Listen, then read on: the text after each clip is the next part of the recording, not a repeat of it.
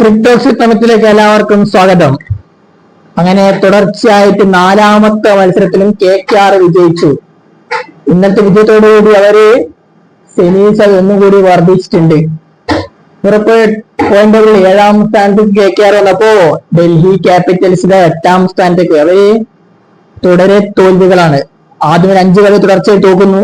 അതിനിടയ്ക്ക് ഒരു രാജസ്ഥാനോട് ജയിക്കുന്നുണ്ട്. പക്ഷെ പിന്നെ ആദ്യം തോൽവിയിലേക്ക് തന്നെ വീഴുന്ന കാഴ്ചയാണ് ഇപ്പോൾ ഡൽഹിക്ക് കാണുന്നത്.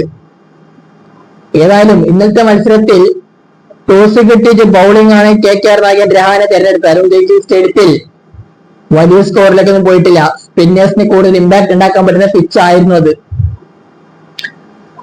അപ്പൊ രാഹുലും ഇസാഖും കൂടി ചേർന്ന് ഓപ്പൺ ചെയ്തു. ആദ്യത്തെ ഓവറിൽ 7 റൺസ് മാത്രമാണ് സ്കോർ ചെയ്യാൻ കഴിയുന്നത് രണ്ടുപേർക്കും. ഫസ്റ്റ് ഓവർ ഓപ്പറേറ്റ് ചെയ്ത് അനുകൂൽ റീസ്, സ്പിന്നർ ഓപ്പറേറ്റ് ചെയ്യുന്നു രഹാനെ. പിന്നെ വൈഭവ് അറോറ വരുന്നു. ആ ഓവറിൽ 10 റൺസ് അടിക്കുന്നു. 3ാമത്തെ ഓവറിൽ അനുകൂൽ റേക്കിനെ കൊടുക്കുന്നു. ആ ഓവറിൽ 11 റൺസ് അടിക്കുന്നു. 4ാമത്തെ ഓവറിൽ നരേൻ വരുന്നു. നരേന്റെ ഓവറിലും 11 കിട്ടുന്നു. പിന്നെ 5ാമത്തെ ഓവറിൽ വരുമ്പോഴത്തേക്ക് 10 റൺസ്. അങ്ങനെ ആ ഓവറിൽ ഒരു വിക്കറ്റ് പോകുന്നത് KL രാഹുലിന്റെ വിക്കറ്റ് പോകുന്നു. KL രാഹുലിന്റെ വിക്കറ്റ് യഥാർത്ഥത്തിൽ നമ്മുടെ കാർത്തിക് ത്യാഗിയുടെ പന്തിൽ ക്യാമറോൺ ഗ്രീൻ പിടിച്ച് KL രാഹുൽ 4 ബൗണ്ടറിയോടെ 23 റൺസാണ് രാഹുൽ എടുത്തത്. അപ്പൊ 5 ഓവറിൽ 49 റൺസിലേക്ക് എത്തിക്കഴിഞ്ഞു ഡൽഹി. അങ്ങനെ പവർ പ്ലേ അവസാനത്തെ ഓവർ വൈഭവ് അറോറ വരുന്നു. ആ ഓവറിൽ 6 റൺസ് മാത്രം കിട്ടി. അങ്ങനെ 55 റൺസിലേക്ക് പവർ പ്ലേ കഴിയുമ്പോൾ മികച്ച ടോട്ടലാണ് പവർ പ്ലേ എടുത്തത്, സംശയങ്ങൾ വേണ്ട. പക്ഷേ പവർ പ്ലേ കഴിഞ്ഞിട്ട് പിന്നെന്താണ് സംഭവിക്കുന്നത്? 7ാമത്തെ ചക്രവർത്തിയുടെ ഓവറിൽ 7 റൺസ് മാത്രം എടുത്ത ആള് 8ാമത്തെ ഓവറിൽ ക്യാമറോൺ ഗ്രീൻ വന്നപ്പോൾ വീണ്ടും വിക്കറ്റ് പോയി. ആ ഓവർ ശരിയാണ് 12 റൺസ് കിട്ടിയിട്ടുണ്ട്. പക്ഷേ എന്നാൽ പോലും നിതീഷാണ് വിക്കറ്റ് പോയി. നിതീഷാണ് 10-18 റൺസുമായി നിതീഷാണ് മടങ്ങുമ്പോൾ ടീമിന്റെ ടോട്ടൽ എത്രയാണെന്ന് 74 8 ഓവർ 74. പിന്നെ സമീർ റിസ്വി വന്നിട്ട് 7 ബോളിൽ 3 റൺസ് മാത്രമാണ് സമീർ റിസ്വിക്ക് എടുക്കാൻ സാധിച്ചത്. അക്കാര്യങ്ങൾ ശ്രദ്ധിച്ചു നോക്കേണ്ട ഒരു കാര്യമാണ്. അതായത് സുനിൽ നരേന്റെ ഓവറിലാണ് സമീർ റിസ്വി, 8ാമത്തെ ഓവറിലാണ് നിതീഷാണ് പോയെങ്കിൽ 10ാമത്തെ ഓവറിൽ തന്നെ സമീർ റിസ്വിയും പറഞ്ഞേക്കുന്നു. 3 റൺസ് മാത്രമാണ് ആ ഓവറിൽ വന്നത്. അതാണ് പറഞ്ഞത്. ആദ്യം തൊട്ട് ഓവറിൽ മികച്ച രീതിയിൽ ബാറ്റ് ചെയ്ത ടീം പിന്നെ എന്താണ് ചെയ്തത്? 9ാമത്തെ ഓവറിൽ 3 റൺസ്, 10ാമത്തെ ഓവറിൽ 3 റൺസ്, 11ാമത്തെ ഓവറിൽ അനുകൂൽ റോയ്, അതായത് നമ്മുടെ സമീർ റിസ്വി ഔട്ടായ ശേഷം ക്രിസ്ത്യൻ സ്റ്റെപ്സാണ് വരുന്നത് യഥാർത്ഥത്തിൽ. ക്രിസ്ത്യൻ സ്റ്റെപ്സും പത്തും നിസാങ്കി രണ്ടുപേരും കൂടി മികച്ച രീതിയിൽ കളിക്കുന്നു. അതിനിടയ്ക്ക് പത്തും നിസാങ്കി ഔട്ടായി പോകുന്നു. പത്തും നിസാങ്കി 29 ബോളിൽ 50 റൺസ്. അനുകൂൽ റോയാണ് വിക്കറ്റ് എടുക്കുന്നത്. അത് പ്രീ മെഡിക്കേറ്റഡ് ഷോട്ട് ആയിരുന്നു. സ്റ്റെപ്പ് ഔട്ട് കണ്ടത് കൊണ്ട് വൈതെറിയുന്നു. അങ്ങനെ സ്റ്റെപ്പ് ആവുന്നു. അതാണ് യഥാർത്ഥത്തിൽ ഉണ്ടായത്. അങ്ങനെ നമ്മുടെ 10 നിസാങ്ക് പോകുമ്പോൾ 85-4. പിന്നെ ക്രിസ്ത്യൻ സ്റ്റെപ്സ് 89. അങ്ങനെ തുടരെ വിക്കറ്റുകൾ 74 2 പോയെടുക്കൽ ടീം 89 നമുക്ക് 5ലേക്ക് എത്തി. അക്ഷർ പട്ടേൽ, അശുതോഷ് ശർമ്മ 2 പേരും കൂടി ചേർന്നിട്ട് വളരെ മെല്ലനാണ് പറഞ്ഞാൽ സ്ട്രൈക്ക് റേറ്റ് ഒക്കെ വളരെ കുറഞ്ഞിട്ടാണ് കളിച്ചത്.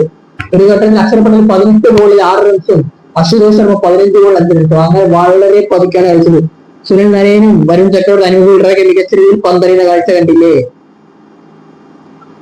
അതായത് 12ാമത്തെ ഓവറിൽ ഒരൊറ്റ റൺസാണ് എടുക്കാൻ സാധിച്ചത്. 13ാമത്തെ ഓവറിൽ 4 റൺസ്, 14ാമത്തെ ഓവറിൽ 2 റൺസ്, 15ാമത്തെ ഓവറിൽ 2 റൺസ്, 16ാമത്തെ ഓവറിൽ 2 റൺസ്. എങ്ങനെയാണ് എടുത്തു പോയത്? അതായത് 1, 2, 5 ഓവർ അവർ എടുത്ത റൺസ് എത്ര?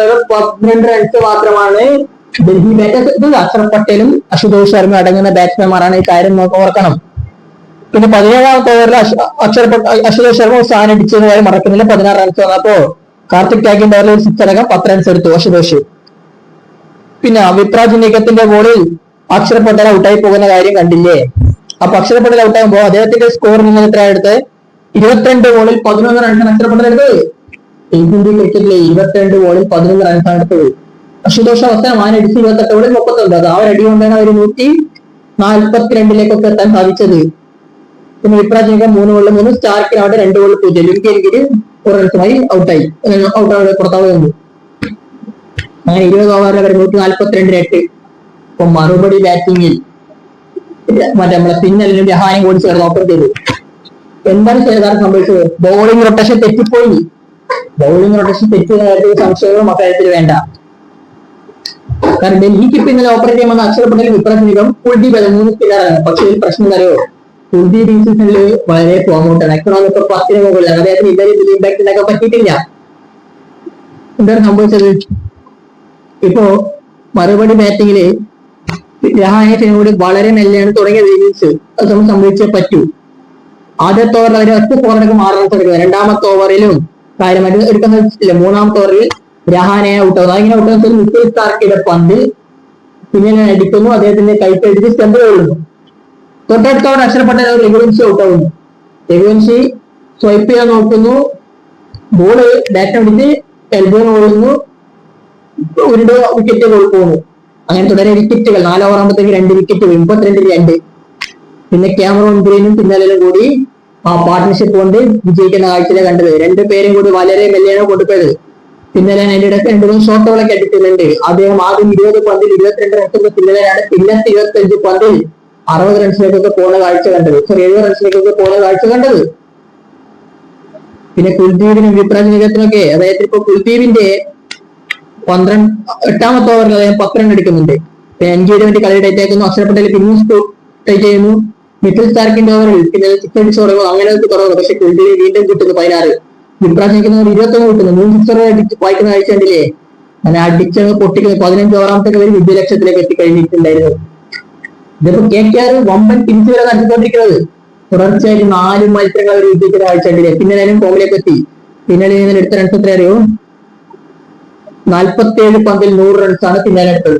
സെഞ്ചുറി അടിച്ചങ്ങ് പൊട്ടിക്കുന്ന കാഴ്ച. ക്യാമറോൺ ഗ്രീൻ ആയിട്ട് 27 പന്തിൽ 33 റൺസ് ക്യാമറോൺ ഗ്രീൻ എടുത്തില്ലേ? അപ്പൊ ക്യാമറോൺ ഗ്രീൻ കളിക്കേഷൻ പറഞ്ഞ കുറച്ച് കാര്യങ്ങൾ അദ്ദേഹം പറഞ്ഞെന്തറിയോ, ഞാന് ഓരോ ബോൾ നോക്കിയിട്ട്, അതായത് എനിക്ക് അടിക്കാൻ പറ്റുമെങ്കിൽ ഞാൻ സ്ട്രൈക്ക് ഔട്ട് ചെയ്ത്, കാരണം അപ്പുറത്തല്ല ഞങ്ങൾക്ക് സെഞ്ചുറി അടിക്കാൻ പറ്റും, അതല്ലേ നല്ലത്. അതുകൊണ്ട് അങ്ങനെയാണ് ഞാൻ കളിച്ചത് ഇപ്പൊ നമ്മുടെ ക്യാമറോൺ ഗ്രീൻ പറയുന്നത്. പിന്നെ ഇപ്പൊ മോസ്റ്റ് സിക്സസ് ബൈ KKR ബാറ്ററിന് IPL innings. Brendon McCullum 13 sixes, റഫിൽ 13 പിന്നലെ ഒരു കളിയിൽ 10 അടിച്ചിട്ടുണ്ട്. ഇപ്പൊ KKR IPL 100 അടിച്ചത്. ബ്രണ്ടൻ മക്കൽ 188, വെങ്കടേശ്വർ 104, സുരവ് വരെ 109, പിന്നലൻ 100.